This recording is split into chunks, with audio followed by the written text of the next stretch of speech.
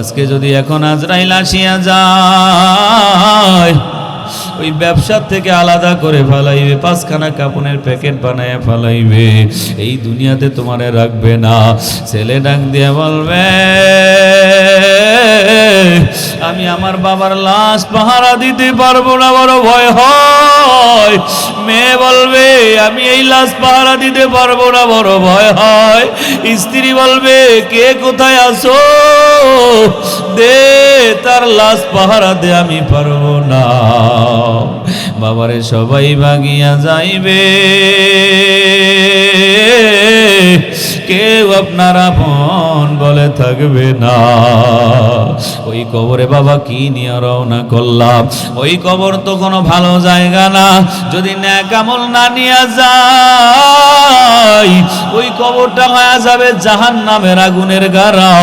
আর যদি নেক আমল নিয়ে না যাই, কবরটা হয়ে যাবে জাহান্নামের আগুনের কুয়া।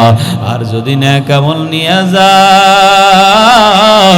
কবরটা হয়ে যাবে জান্নাতের বাগান। এজন্য বাবা নেক আমল না নিয়ে গেলে কবরে বড় কষ্ট, ওই কবরে বড় ভয়ঙ্কর জায়গা। কি যে উপায় হবে আমার কবরে, বলেন না আপনারা, আমার সাথে বলেন, কি যে উপায় হবে আমার কবরে, মাওলা যদি মাফ না করেন মোদের সাফে কাটবি গুর জমারবে, হায় রে হায় আগুন জ্বালাইয়া দিবে কলিজায়, সাপে কাটবে গুর জমারবে, হায় রে হায় আগুন জ্বালাইয়া দিবে কলিজায়। আমি আল্লাহ তোর জন্য সূর্যের আলো আমি আল্লাহ ব্যবস্থা করলাম। আমি আল্লাহ তোকে এত নাজ নেয়ামত দিলাম কেন? বান্দা তুই এই নাজ নেয়ামত পাওয়ার পরে যখন বান্দা তুই শুকর আদায় করবি, আমি আল্লাহ তোর প্রতি খুশি হইয়া আমি আল্লাহ তোর নেয়ামত বাড়ায়া দিব। বলেন সুবহানাল্লাহ। আল্লাহ আল্লাহ কা মুবারক নাম হ্যায়, আল্লাহ আল্লাহ আশিকু কা কাম হ্যায়, আল্লাহ আল্লাহ তু মেরা মাবুদ হ্যায়, আল্লাহ আল্লাহ তু মেরা মাশুক হ্যায়। আল্লাহকে ডাক দেন, আল্লাহ ইয়া ইলাহি मुझसे मुझको दूर कर, ताके देखो मुझ में तुझको एक नजर। बोलें अल्लाहु अकबर, जोरे बोलें अल्लाहु अकबर। এ মুসলমান নবীর উম্মতের দল, আল্লাহ তাআলা বান্দাকে অসংখ্য অগণিত নেয়ামত আল্লাহ দিল। আল্লাহ তাআলা বান্দাকে এই নেয়ামতগুলি কেন দিল? আল্লাহ বলেন, বান্দা আমি আল্লাহ তোরে দয়া করে বানাইলাম, আমি আল্লাহ বড় মায়া করে বানাইলাম। এ মহিষাদির বাবার আমার আল্লাহ তাআলা এই বান্দাগুলি বড় দয়া করে বানাইলো।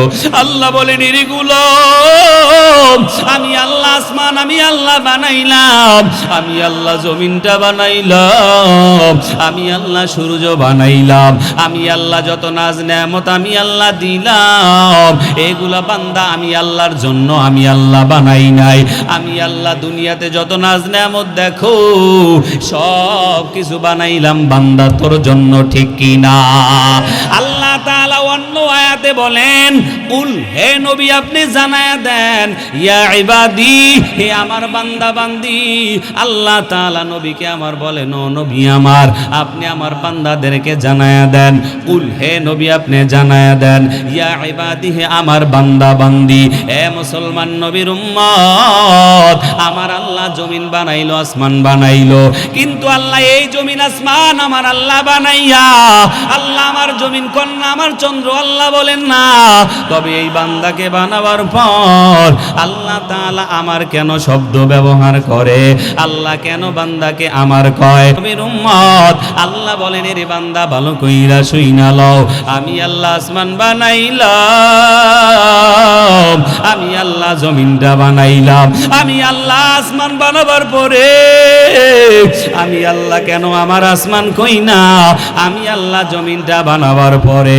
আমি আল্লাহ কেন আমার জমিন বলি না এ বান্দা ভালো কইরা শুইনা নে ওই আসমানটা আমি আল্লাহ আমার খেদমতের জন্য আমি বানাই নাই ওই আসমানটা আমি আল্লাহর প্রয়োজন হয় না আমি আল্লাহ যেই জমিনটা বানাইলাম এই জমিনটাও আমি আল্লাহর আমার প্রয়োজন হয় না এ বান্দা ওই আসমান বানাইলাম তোর খেদমতের জন্য আমি আল্লাহ জমিন বানাইলাম তোর খেদমতের জন্য আর তোরে মাত্র শুধুমাত্র কেবলমাত্র আমি আল্লাহ বানাইলাম একমাত্র আমি মাওলার গোলামির জন্য বলেন সুবহানাল্লাহ এর বান্দা ভালো কইরা বুঝে আল্লাহ বলেন রে গোলাম লাম ইয়ালিদ ওয়া লাম ইউলাদ আমি আল্লাহ কাউকে থেকে জন্ম নেই না আমি আল্লাহ কারো থেকে জন্ম গ্রহণ করি না আমি আল্লাহ কাউকে জন্ম দেই না আমি আল্লাহর ছেলে নাই আমি আল্লাহর মেয়ে নাই আমি আল্লাহর কেউ নয়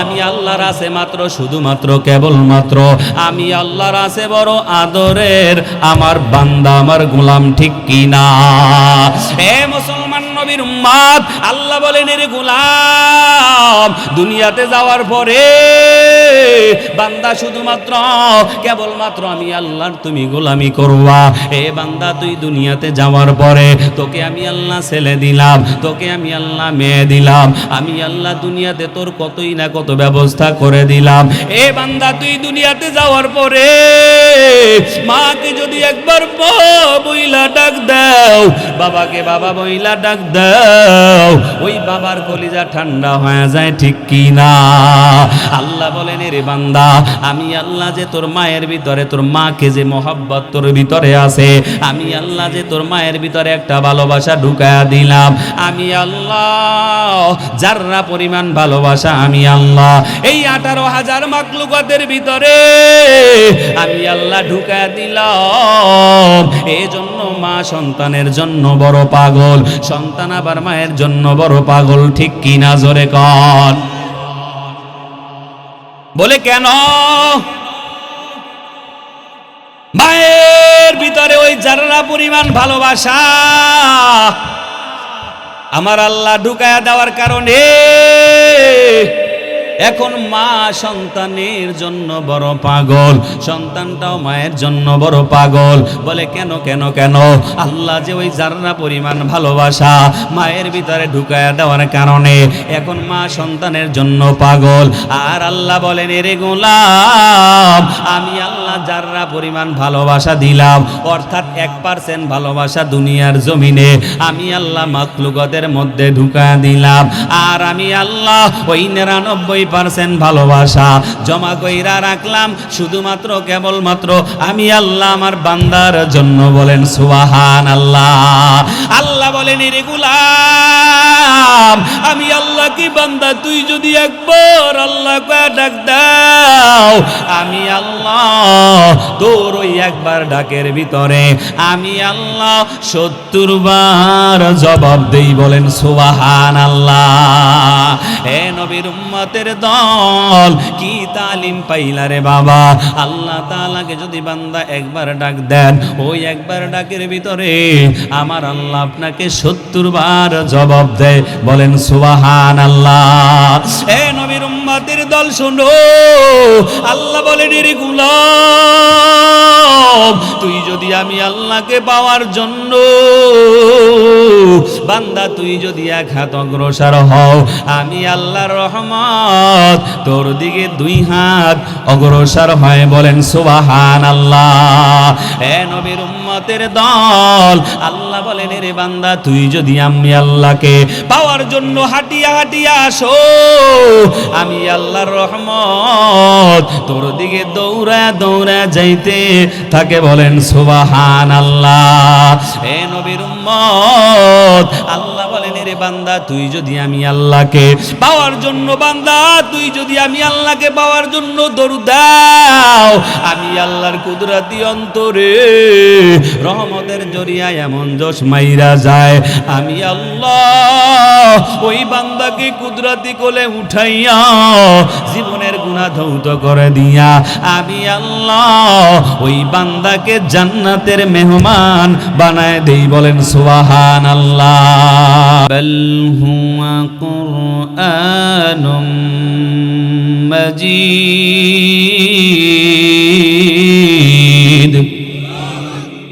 সবাই বলেন আল্লাহু আকবার।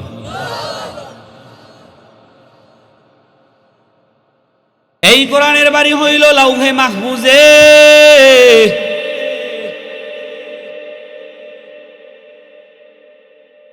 এই কোরআনটার নাম হইল কুরআন মাজিদ। বল হুয়া কুরআনুম মাজিদ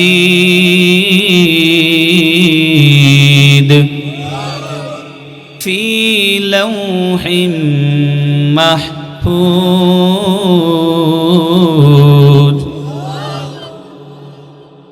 এই কিতাবের নাম হইল কুরআন মাজিদ, আর এই কিতাবের বাড়ি হইল লাউহে মাহফুজে।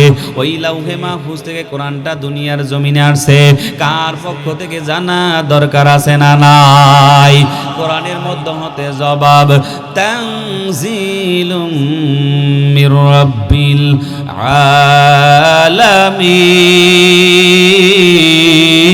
আলামিন। এই কোরআনটা আসছে আল্লাহ পাকের পক্ষ থেকে। এই কিতাবের বাড়ি হইল লাউহে মাহফুজে। লাউহে মাহফুজ থেকে কোরআনটা দুনিয়ার জমিনে আসছে আল্লাহ তাআলার পক্ষ থেকে। এ মুসলমান নবীর উম্মত, এই কোরআনটার বাড়ি হইল লাউহে মাহফুজে। ওই লাউহে মাহফুজ থেকে কোরআনটা আসলো দুনিয়াতে আল্লাহ পাকের পক্ষ থেকে। এইবার যদি কোরআনকে বলা হয়, ও কোরআন বুঝলাম তুমি আসলা আল্লাহ পাকের পক্ষ থেকে, এইবার বলো তোমাকে কে নিয়ে আসছে? জানা দরকার আছে না নাই? কোরআনের মধ্যে হতে জবাব, নাযালা বিহির রূহুল আমিন, আমাকে নিয়ে আসলো জিবরিল আমিন। এইবার পাইলাম কোরআনটা নিয়ে আসছে জিবরিল আমিন। এইবার যদি কোরআনকে বলা হয়, ও কোরআন পাইলাম তোমাকে নিয়ে আসলো জিবরিল আমিন, এইবার তুমি আমাদেরকে জবাব দাও, তুমি নাজিল হইলা কার উপরে? কোরআনের মধ্যে হতে জবাব আসবে, নুজিলা আলা মুহাম্মদ, আমি নাজিল হইলাম নবী মুহাম্মদের উপরে।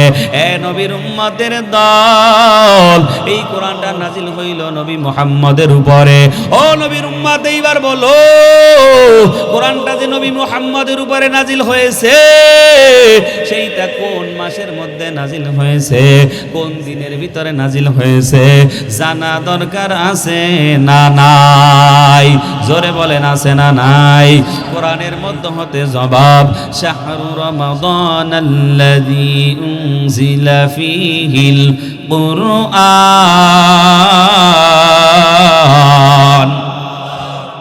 এই কোরআনটা নাজিল হইল রমজান মাসে। ওই রমজান মাসের ভিতরে কোরআনটা আবার আসছে কদরের রাত্রিতে, ঠিক কিনা জোরে কান? আরে মুসলমান নবীর উম্মতের দল, এই কোরআনটা আল্লাহ তাআলার কিতাব। এই কোরআনের বাড়ি হইল লাউহে মাহফুজে। লাউহে মাহফুজ থেকে দুনিয়ার জমিনে আসলো আল্লাহ পাকের পক্ষ থেকে, নিয়ে আসলো জিবরিল আমিন, নাজিল হইল নবী মুহাম্মদের উপরে, আগমন করলো রমজান মাসে।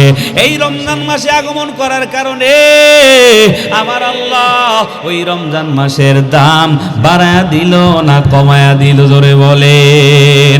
এই রমজান মাসে কোরআনটা আসার কারণে আল্লাহ তাআলা রমজানের দাম বাড়ায়া দিল। বলে কেমন বাড়াইলো? বান্দা যদি রমজানে একটা আমল করে, এক আমলের বিনিময় আমার আল্লাহ 70 দেয়, ঠিক কি না?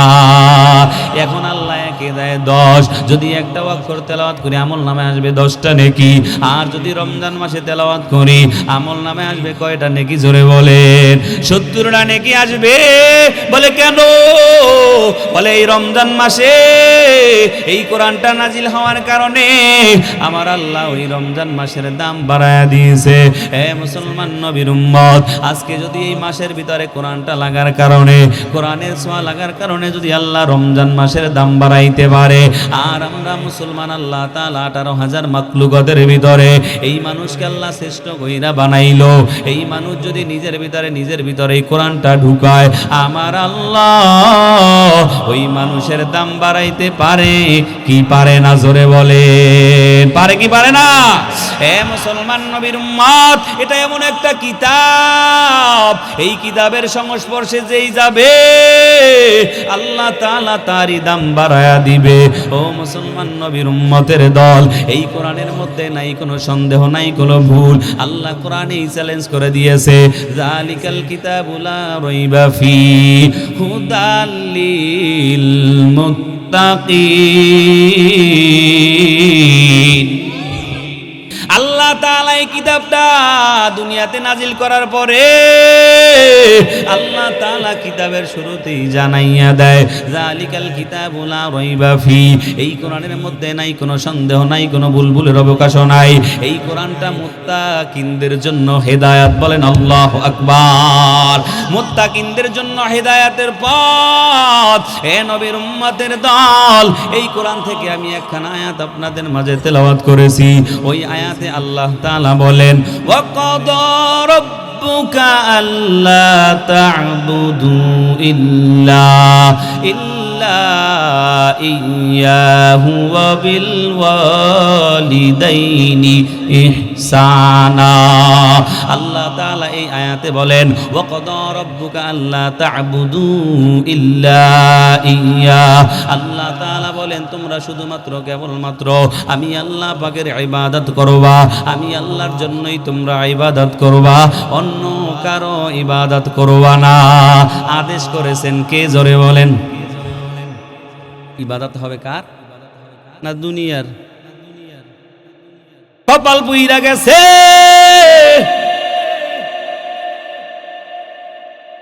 সেজদা দিয়া বাইতুল্লাহ আল্লাহর ঘরে না দিয়া যায় মাজারে দেয়, আছে না নাই? সেজদা যদি দিতে হয় আল্লাহর কুদরতে কদমে দিও। সেজদা যদি দিতে হয়, সেজদা পাওয়ার যোগ্য কে? আমাদের রব আল্লাহ। ও মুসলমান নবীর উম্মতের দল, এজন্য আমি বলতেছিলাম রে বাবা, ইবাদত হবে একমাত্র আল্লাহর, অন্য কারো ইবাদত দুনিয়াতে চলবে না। ও মুসলমান নবীর উম্মত, যদি সেজদা দিতে হয় আমরা আল্লাহকে দিব, আমরা যদি কিছু চাইতে হয় কার কাছে চাইব? জোরে বলেন। না বট গাছের কাছে? সূর্যের পূজা করবেন? দশাতির পূজা? আল্লাহ তাআলা বলেন, এর গোলাম একমাত্র শুধুমাত্র আমি আল্লাহ পাকের বান্দা, তুমি ইবাদত করবা। ইবাদত করতে হবে কার? জোরে বলেন। ইবাদত করতে হবে আমার আল্লাহর, অন্য কারো ইবাদত চলবে না। কিন্তু বাংলার জমিনের অবস্থা এতই খারাপ, আল্লাহর কাছে না চাইয়া দুনিয়াতে মরা মানুষের কাছে যায়। আছে না নাই? আছে না নাই? সন্তান হয় না, বাবার দরবারে গেছে,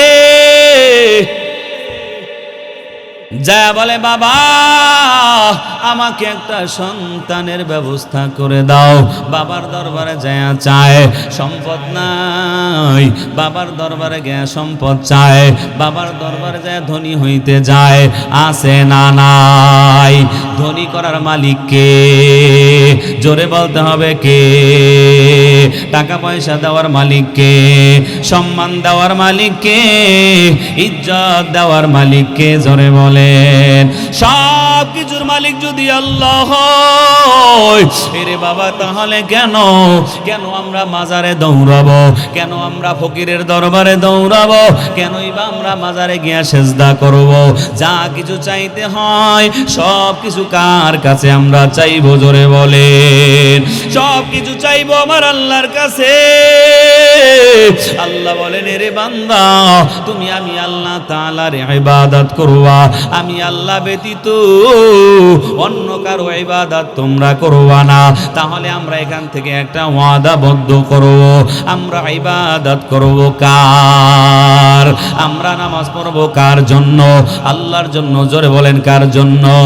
আমার নামাজ হবে আল্লাহর জন্য, আমার রোজা হবে আল্লাহর জন্য, আমার হজ হবে আমার আল্লাহর জন্য, আমার যাকাত হবে আল্লাহর জন্য।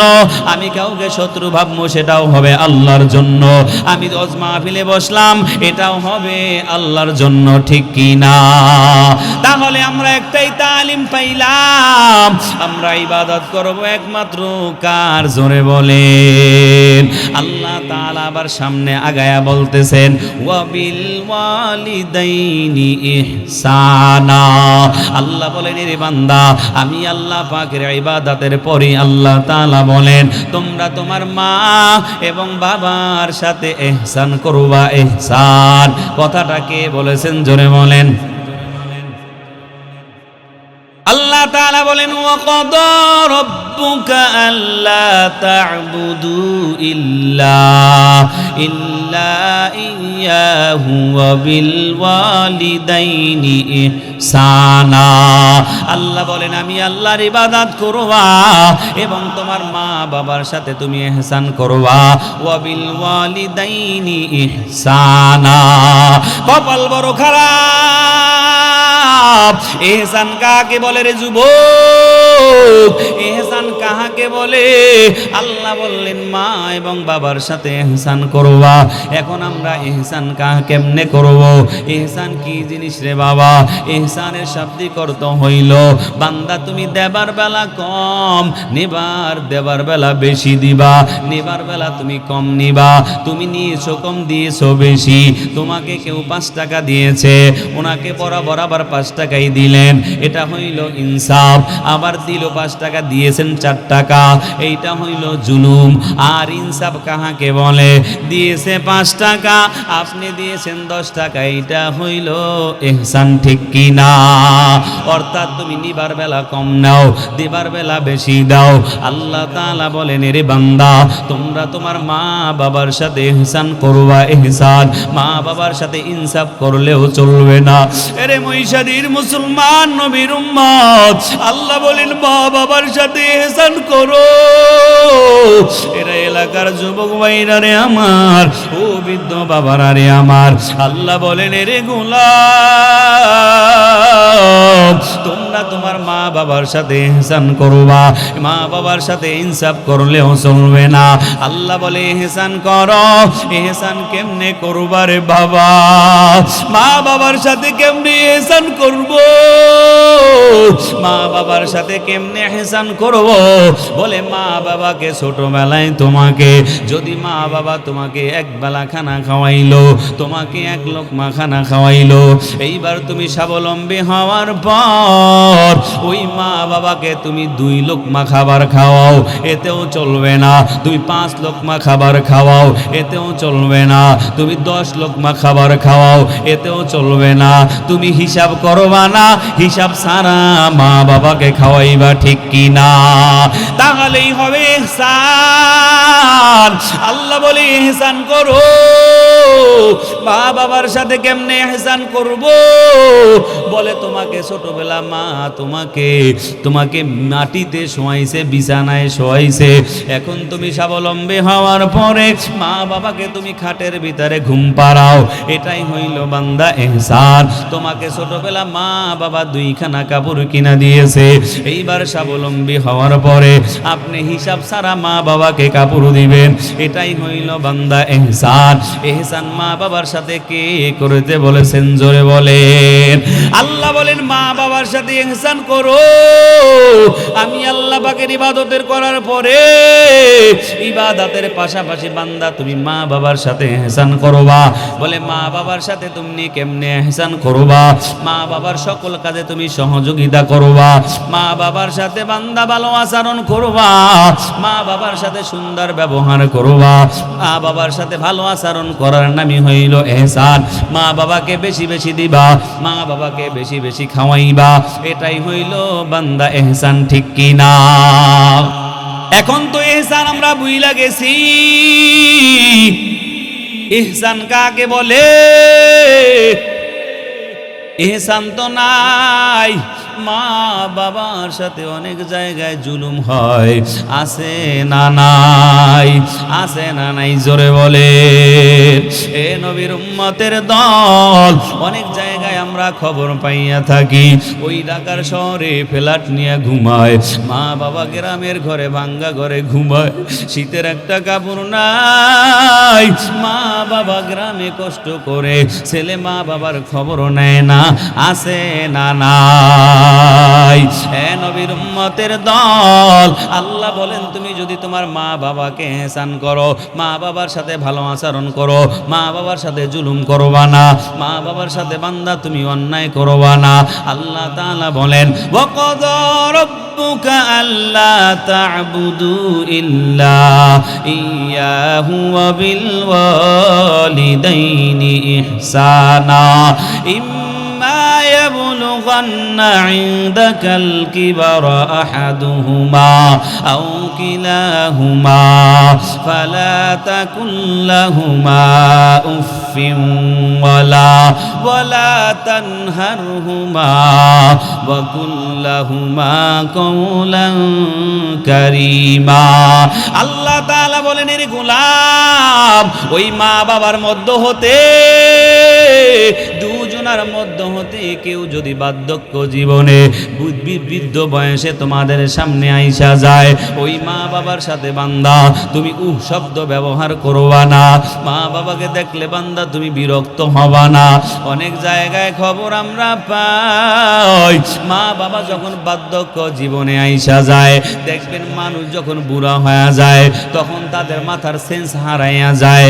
ছোটবেলা যেমন বাচ্চা আপনাকে বারবার প্রশ্ন করেছিল, মানুষ বুড়া হওয়ার পরেও দেখবেন বারবার প্রশ্ন করে। আপনি যাইবেন, যায় জিজ্ঞাসা করবেন বাবা খানা খাইছেন নি? বলবেন, দেখবে বলবে আমার 3 দিন ধরে খাবারই দেয় না। এরকম হয় কি হয় না? এজন্য মা বাবা যখন বার্ধক্য জীবনে আসবে, মা বাবা যখন বুড়া হয়ে যাবে, এদের দুজনের মধ্য হতে একজনও যদি তোমাদের সামনে আইসা যায়, এদেরকে দেখে তুমি বিরক্ত ভাব হবা না, তুমি শব্দ ব্যবহার করবা না, তাদেরকে তুমি ধমক দিবা না, ঠিক কি না? আল্লাহ বলেন এরে গোলাম, মা বাবাকে ধমক দিবা না, মা বাবার সাথে সম্মান সূচক আলোচনা করবা, সম্মান সূচক ব্যবহার তোমরা করবা, নরম নরম ভাষা তোমরা বলবা। এ নবীর উম্মতের দল, মা বাবাকে যদি খুশি কইরা রে বান্দা ওই কবর জগতে যাইতে পারি। আশরাফ আলী থানভী রহমাতুল্লাহ আলাই, উনি ওনার কিতাবের মধ্যে লিখেছেন, যেই বান্দা দুনিয়ার জমিনে মা বাবার খেদমত করবে, যেই বান্দাগুলি দুনিয়াতে মা বাবাকে সন্তুষ্ট কইরা ওই কবর জগতে রওনা দিবে, ওই মা বাবাকে যারা খুশি করবে, মা বাবাকে যারা খুশি কইরা দুনিয়াতে চলবে, আশরাফ আলী থানভী রহমাতুল্লাহ আলাই উনি লিখেছেন ওই বান্দাগুলিকে আমার আল্লাহ দুনিয়াতে 5টা পুরস্কার দিবে। কয়টা পুরস্কার? যারা দুনিয়াতে মা বাবাকে খুশি কইরা চলবে, আশরাফ আলী থানভী রহমাতুল্লাহি আলাইহি ওনার কিতাবের মধ্যে লেখেন, যারা মা বাবাকে সন্তুষ্ট কইরা কইরা দুনিয়া থেকে বিদায় হবে, ওই মানুষকে আমার আল্লাহ তাআলা 5টি পুরস্কারে পুরস্কৃত করবেন। দুনিয়াতে আল্লাহ তাআলা তাকে 5টি পুরস্কার দিবেন। 1 নম্বরে আশরাফ আলী থানভী রহমাতুল্লাহি আলাইহি বলেন, 1 নম্বর পুরস্কার হইল যারা মা বাবাকে খুশি করবে, মা বাবার খেদমত করবে, আল্লাহ তাআলা দুনিয়াতে ওই যেই ব্যক্তি মা বাবার খেদমত করবে, সন্তুষ্ট করবে, আল্লাহ তাআলা ওই খেদমতকারীকে আমার আল্লাহ দুনিয়াতে লম্বা দীর্ঘ নেক হায়াত দিবে। বলেন সুবহানাল্লাহ। 1 নাম্বার পুরস্কার হইল যারা মা বাবার খেদমত করবে, আল্লাহ তাআলা দুনিয়াতে তাকে দীর্ঘ নেক হায়াত দান করবে। বলেন সুবহানাল্লাহ। ও নবীর উম্মত, আমরা যদি বেশি দিন বাঁচতে চাই, দীর্ঘ নেক হায়াত পেতে চাই, তাহলে আমরা যেন মা বাবার খেদমত করি, ঠিক কিনা জোরে কন। 2 নাম্বার পুরস্কার হইল যেই বান্দা মা বাবার খেদমত করবে, আশরাফ আলী থানভী রহমাতুল্লাহি আলাইহি বলেন, যেই বান্দারা মা বাবার খেদমত করবে, মা বাবাকে সন্তুষ্ট করবে, আল্লাহ তাআলা দুনিয়াতে ওই বান্দাকে পাহাড় পরিমাণ মুসিবত থেকে হেফাজতে রাখবে। বলেন সুবহানাল্লাহ। এ নবীর উম্মতের দল, এর যুবক আল্লাহর গোলাম, ভালো কইরা বুঝেন, মা বাবার যদি খেদমত করি, আল্লাহ তাআলা আমাকে দুনিয়াতে পাহাড় পরিমাণ মুসিবত থেকে আমার আল্লাহ আমাদেরকে হেফাজতে রাখবে। বলেন সুবহানাল্লাহ। ও নবীর উম্মত, আপনি বাজারে যাবেন, আপনি বিদেশে যাবেন, আপনি যেথাই থাকেন না কেন, আপনি যেথাই চাকরি বাকরি ব্যবসা বাণিজ্য করেন না কেন, মা বাবাকে যদি সন্তুষ্ট রাখেন, আর মা বাবা যদি আল্লাহর দরবারে 2টা হাত উঠাইয়া মা বাবা যদি আল্লাহর দরবারে বলে, আল্লাহ আমার সন্তান বিদেশে থাকে, আয় আল্লাহ আমার সন্তানকে আপনি হেফাজতে রাখেন, মায়ের চোখের পানি পড়তে দেরি হয় রে বাবা, আমার আল্লাহ ওই বান্দাকে পাহাড় পরিমাণ মুসিবত থেকে হেফাজত করতে মোটেও দেরি করে না। বলেন সুবহানাল্লাহ।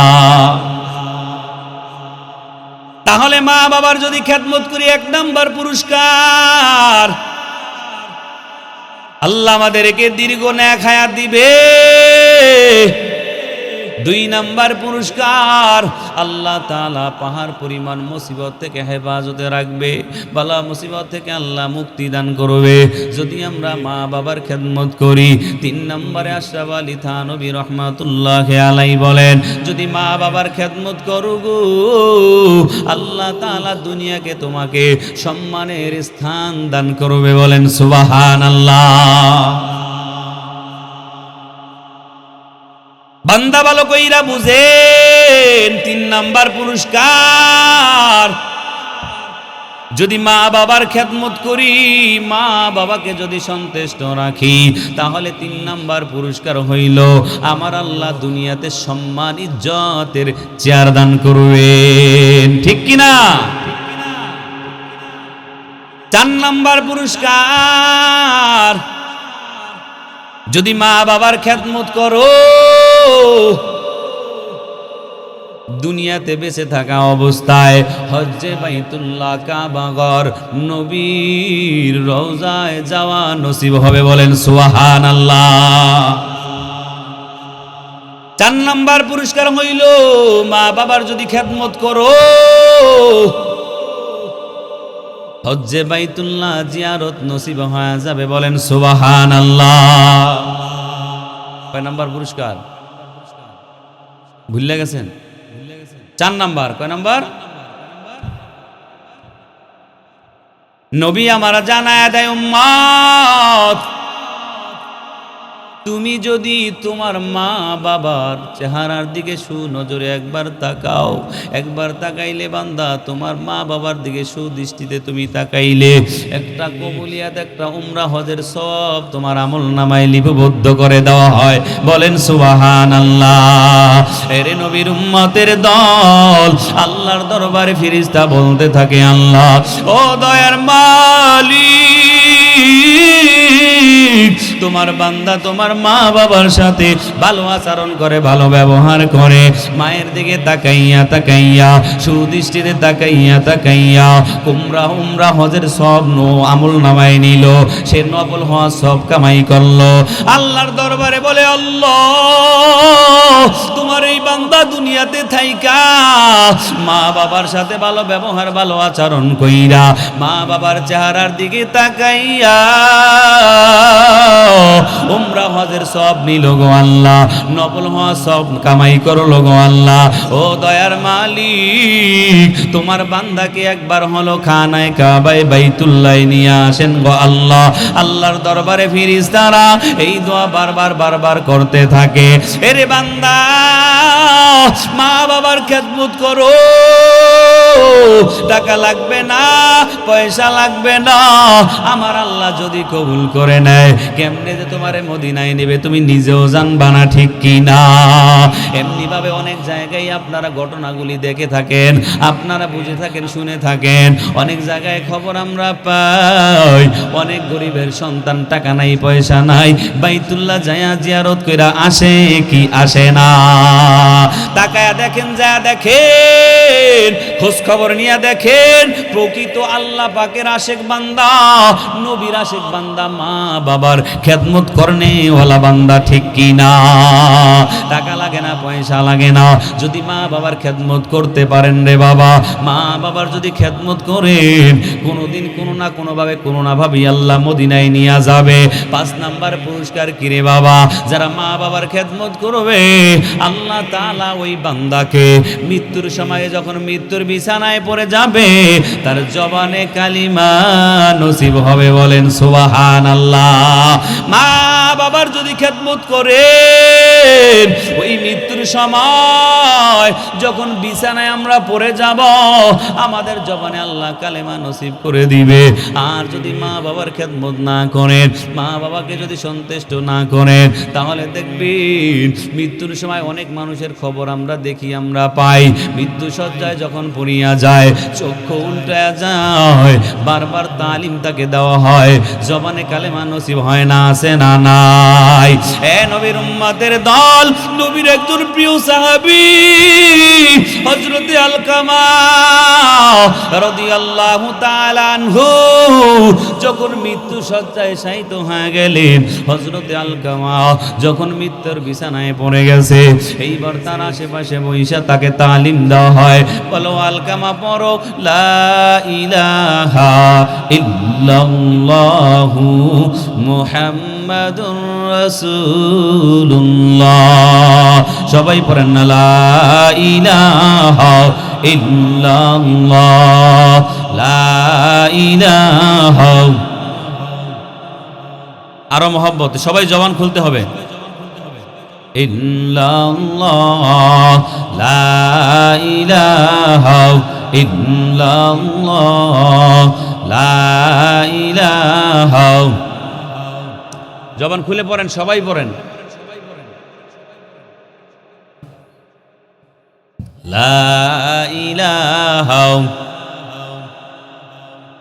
লা ইলাহা ইল্লাল্লাহ, লা ইলাহা ইল্লাল্লাহ, লা ইলাহা ইল্লাল্লাহ, লা ইলাহা ইল্লাল্লাহ, লা ইলাহা, লা ইলাহা ইল্লাল্লাহ, লা ইলাহা ইল্লাল্লাহু মুহাম্মাদুর রাসূলুল্লাহ, পরে সাল্লাল্লাহু আলাইহি ওয়াসাল্লাম। এইবার নবীর সাহাবী হযরতে আলকামা রাদিয়াল্লাহু তাআলা আনহু যখন মৃত্যু শয্যায় শায়িত হইয়া গেলেন, এইবার যাওয়ার পরে তাকে তালিম দেওয়া হয়, বলে ও আলকামা পড়ো লা ইলাহা ইল্লাল্লাহ। কিন্তু আলকামাকে এতই তালিম দেওয়া হয়, আলকামা কালেমা নসিব হয় না, কালেমা পড়তে পারে না, মুখের ভিতরে জড়তা হইয়া গেছে। এইবার আলকামার স্ত্রী দৌড়াইয়া নবীর দরজায় গিয়া হাজির হয়ে যায়। এইবার যা বলে ও নবী আমার, আপনার সাহাবী হযরতে আলকামা মৃত্যু শয্যায় শায়িত হয়ে গেছে গো নবী আমার, কিন্তু আমরা তাকে এতই কালিমার তালিম দেই, কিন্তু হযরতে আলকামা তো কালিমা পড়তে পারে না। এইবার নবী আমার বলে ও আবু বকর, ও বেলাল, ওসমান, তোমরা যাও আলকামার বাড়িতে যাই আলকামাকে একটু তালিম দিয়া আসো। এইবার চারজন সাহাবীকে নবী আমার পাঠায়। আলকামার বাড়িতে পাঠাবার পর এইবার চারজন সাহাবী যাইয়া আলকামাকে বারবার তালিম দেয়, বলে ও আলকামা পড়ো লা ইলাহা ইল্লাল্লাহ মুহাম্মাদুর রাসূলুল্লাহ বলো, কিন্তু আলকামা তো কালেমা পড়তে পারে না। এইবার নবী আমার চারজন সাহাবীদেরকে যে পাঠাইয়া দিলেন, এর মধ্যে হতে হযরতে বেলাল দৌড়ায় নবীর দরওয়াজায় আসছে। নবীর দরবারে আইসা নবীকে বলে ও মায়ার নবী আমার, হযরতে আলকামা এতই আমরা তালিম দে, এত বারবার আলকামাকে বলি আলকামা পড়ো লা ইলাহা ইল্লাল্লাহ, কিন্তু আলকামার জবান থেকে কালেমা নসিব হয় না গো নবী আমার। এইবার নবী আমার বলে তাহলে কি করা যায়?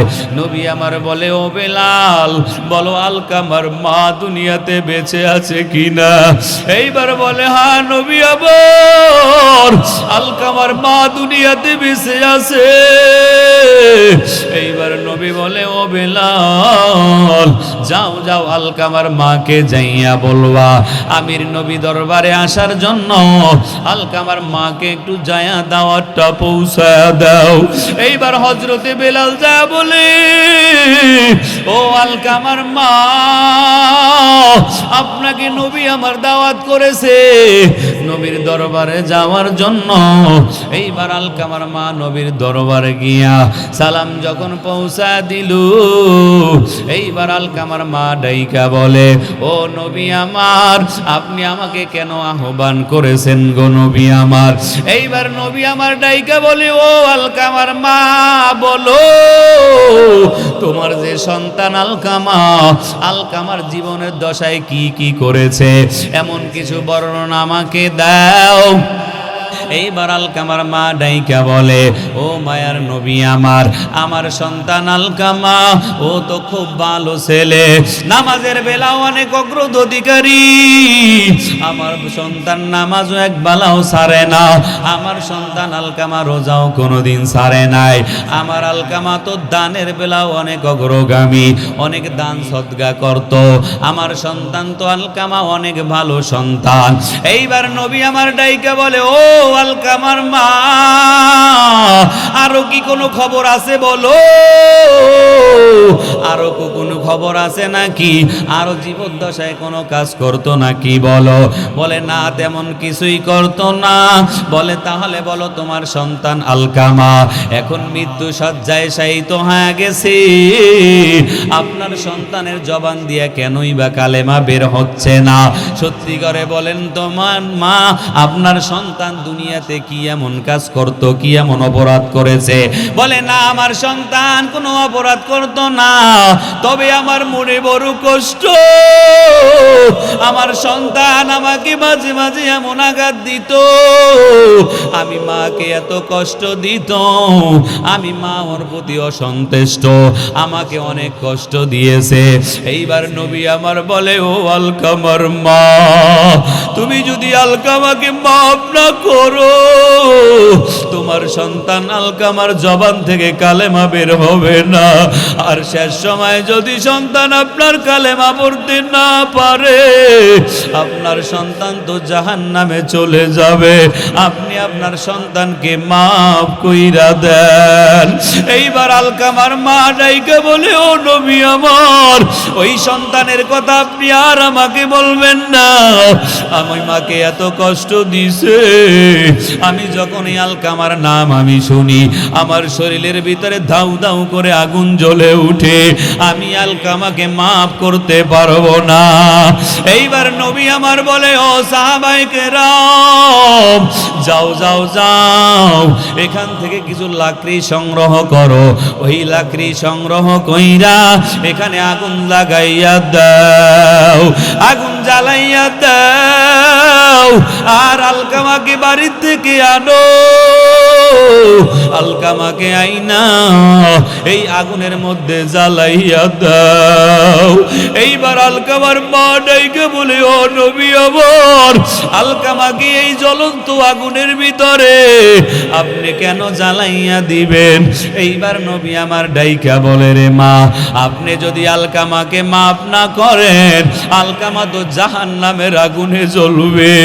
আপনি দুনিয়াতে যদি আলকামাকে মাফ করে না দেন, আলকামা তো জান্নাতে যাবে না, জাহান্নামে যাবে।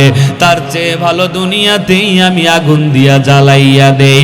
এইবার আলকামার মা ডাইকা বলে, ও মায়ার নবী আমার, আপনি আলকামাকে আগুনে ফেলবেন না। আমি আলকামাকে কত কষ্ট কইরা পেটে ধারণ করলাম, আমি এই সন্তান বড় বানাইতে গিয়া আমি মা কত কষ্ট করলাম গো নবী আমার। এই সন্তান আমার যখন গর্ভে আসছে, আমি মা পেট ভরে খানাও খাইতে পারি নাই। এই সন্তান যখন আমার গর্ভে আসছে, আমি ভালো করে ঘুমাইতে পারি নাই। এই সন্তান যখন দুনিয়াতে আসছে, আমি মায়ের কত কষ্ট, আমি মা কত কষ্ট সাধন করলাম গো নবী আমার। এই সন্তান যখন দুনিয়াতে ভূমিষ্ঠ হইছে, দুনিয়াতে ভূমিষ্ঠ হওয়ার পরে আমি মা এই সন্তানকে কত কষ্ট করে লালন পালন করলাম। এই সন্তান বড় বানাইতে গিয়া আমি মায়ের কত কষ্ট হইল গো নবী আমার। ও নবী আমার, আপনার ইজ্জতের কসম, আল্লাহ পাকের জাত ও সিফাতের কসম, আমি আলকামারে মাফ করে দিলাম। বলেন সুবহানাল্লাহ। হে নবীর উম্মতের দল, যখন আলকামা মাকে, আলকামার মা আলকামাকে যখন মাফ করে দিল, নবী বলেন, ও সাহাবায়ে কেরাম, তোমরা এখন আলকামার বাড়িতে যাও। কিন্তু সাহাবায়ে কেরাম অর্ধেক পথ যাইতে না যাইতে ঘরের দরওয়াজায় গিয়ে শুনে আওয়াজ, ওই আলকামার জবান থেকে লা ইলাহা ইল্লাল্লাহু মুহাম্মাদুর রাসূলুল্লাহ সাল্লাল্লাহু আলাইহি ওয়াসাল্লাম। বলেন না, লা ইলাহা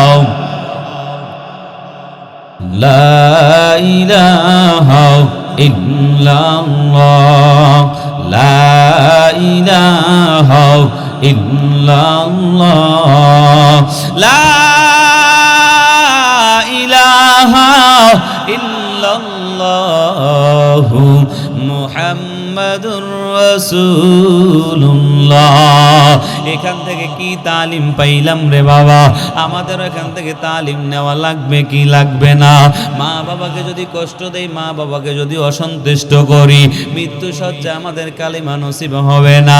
আর মা বাবাকে যদি সন্তুষ্ট কইরা ওই মৃত্যুর বিছানার আচার খেয়া পড়তে পারি, আমার আল্লাহ আমাদের জবানে জারি করে দিবেন কালেমা, ঠিক কি না? এ নবীর উম্মতের দল, মা বাবার খেদমত করিও। ইবাদত হবে একমাত্র আল্লাহর, আল্লাহ ব্যতীত কারো ইবাদত আমরা করব না।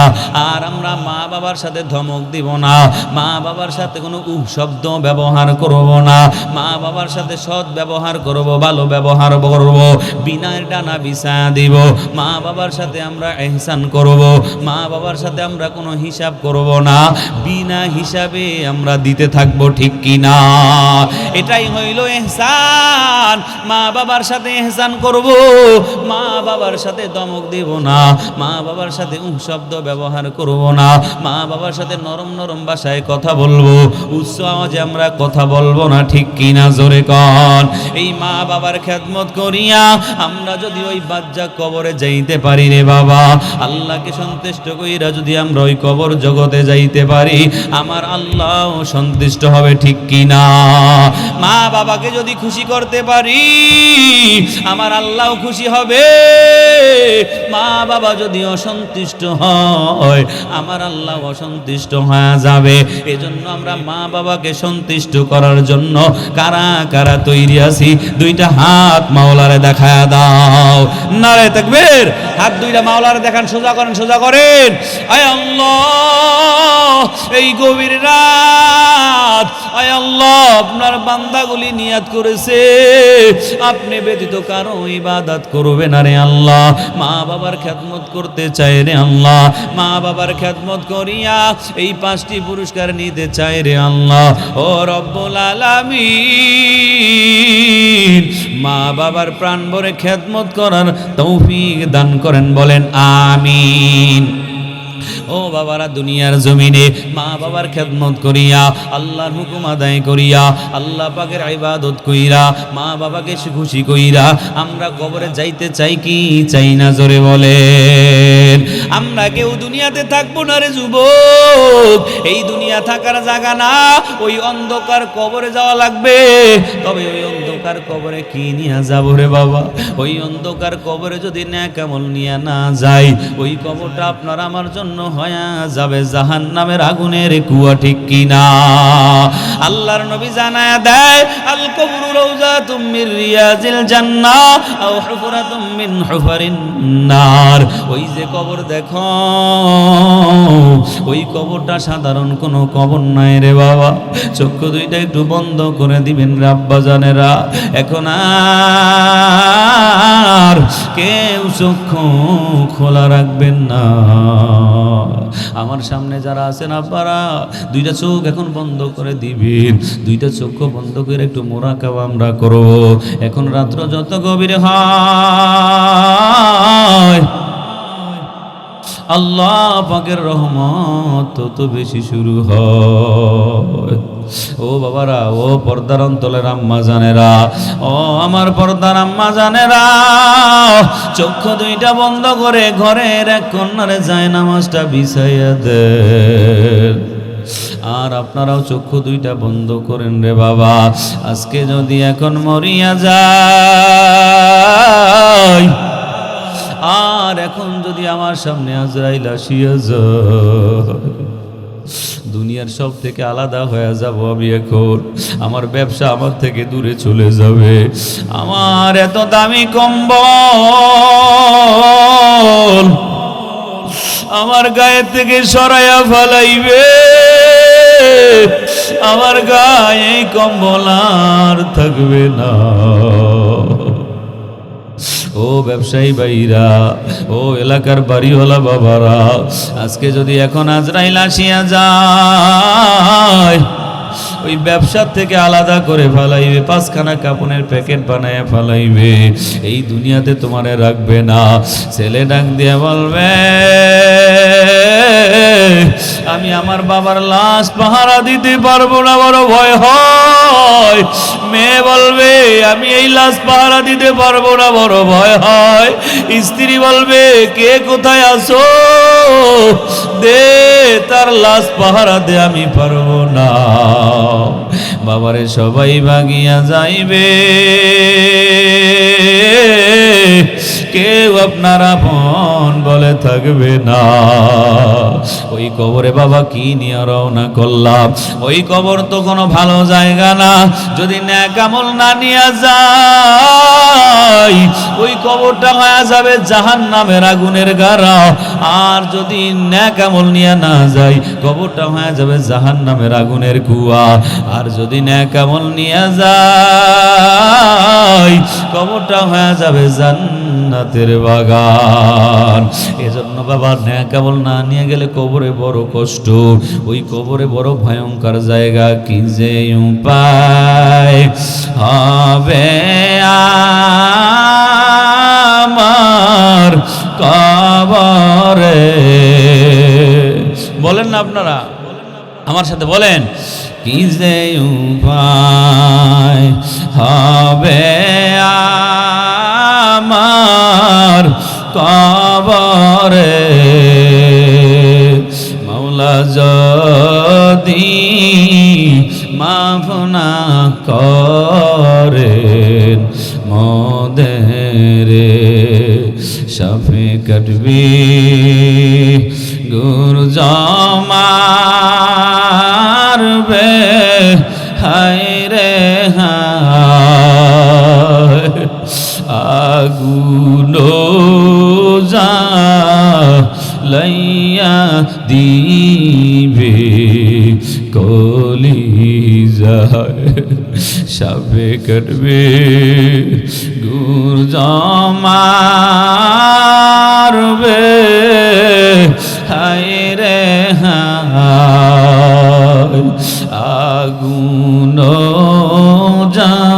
জ্বালাইয়া দিবে কলিজায়।